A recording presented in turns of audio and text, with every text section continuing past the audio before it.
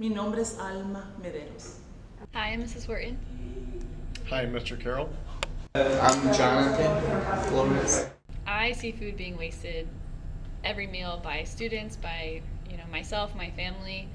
It's just inevitable in some situations, and it can be prevented, and it's just to so many different levels. Yeah, pretty much every day in the U.S., on average, about 40% of our food is wasted. So all the stuff that farmers put in, grow, take all the time and water, we pretty much chuck about 40% of it, which is unfortunate and it can be improved. It's really a lot of waste that gets thrown out. Here, 15 we fill up like a 15-gallon bucket every other day. So that's probably about 60 gallons a week. And that's just like one small coffee shop. Businesses just in our city, the amount of like food waste, it's got to be a lot. You got to get rid of it, and if it's mixed in with trash, you can't use it really. You have to just kind of treat it as trash. There's a lot of talk about whether it be resource consumption or people being hungry, and really we grow enough food for everybody in the U.S. and then some, a lot more than what we need. So I think in the community, if there's people hungry, well, we're not doing our job of getting the food where it needs to be. So it's a challenge, it's not easy, but we certainly could do a better job of maybe buying only what we need, and therefore there's a lot more left over.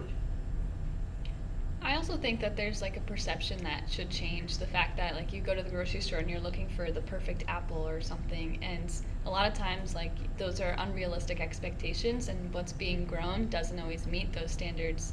And so a lot of food gets thrown away before it even gets to the grocery store. So I think that just educating people on, it's okay, like it's an apple, like it's not, like there's a dent in it, you can still eat it, or, just showing that it's, like, I think that would help as well in our community at every level of the food distribution.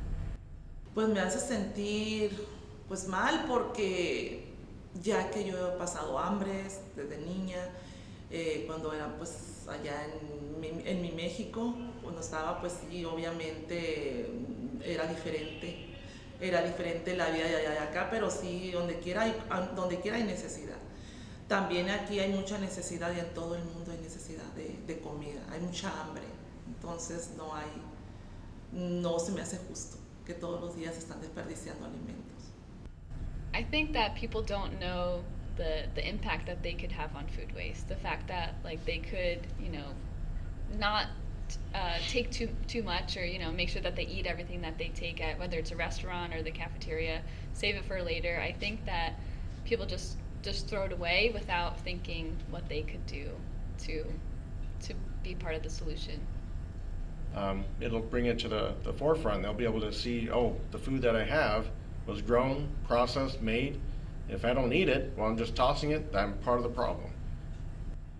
Los quesos que tiran los niños, todo lo que ellos no lo quieren, yo lo levanto y yo lo recojo y me lo llevo a casa para dárselo a los niños de México. Allá sí los ocupan, allá les encanta. Los juguitos, los quesos, todas las galletas, todo lo que botan a la mesa que no lo quieren, yo lo recojo y hago reuso de esos alimentos para las personas que sí necesitadas de México. So something else is to plan ahead and meal plan. Like before going to the grocery store, I'll sit down with my husband and we'll say what we have and what we need to use up and how we can incorporate that into a meal before we even go to the store. That way what we have doesn't go to waste, and we don't get food that we won't be able to use before it spoils. Starts with every meal. So when you go to the grocery store or to a restaurant, just be mindful of, don't go hungry. I mean, to a restaurant, that's kind of hard to do, but when you go to the store hungry, you're going to overbuy typically. So try not to go to the store hungry. Like Ms. Horton said, plan your meals.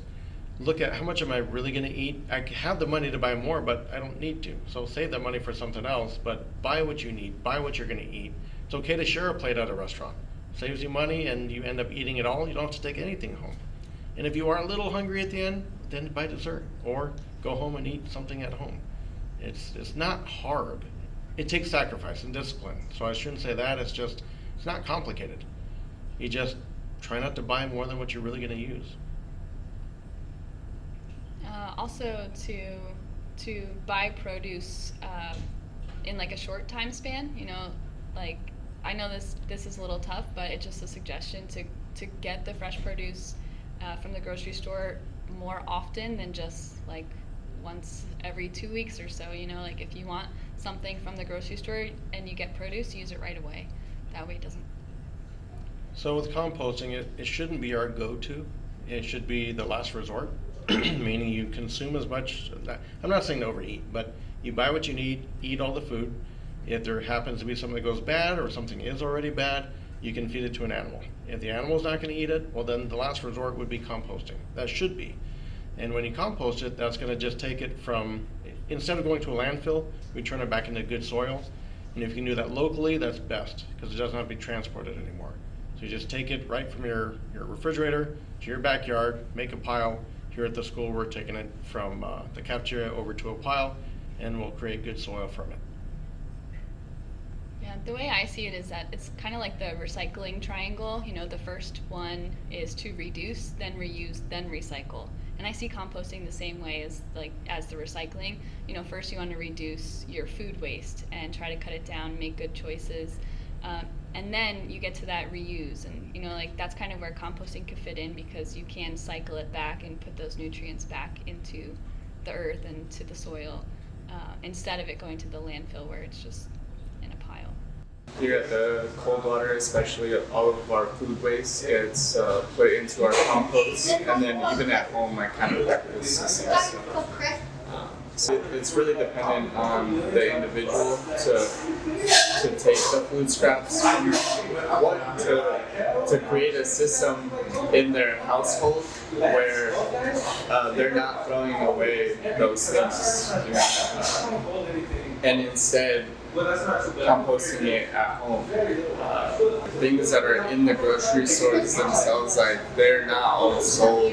There's a lot of food waste in those grocery stores. I can't imagine that there's a system for all that food waste to be relocated, but yeah. The amount of water that you're throwing away, the amount of pollution you're creating by throwing it away, not only do there's pollution to make it, but now there's pollution just to carry it to a landfill.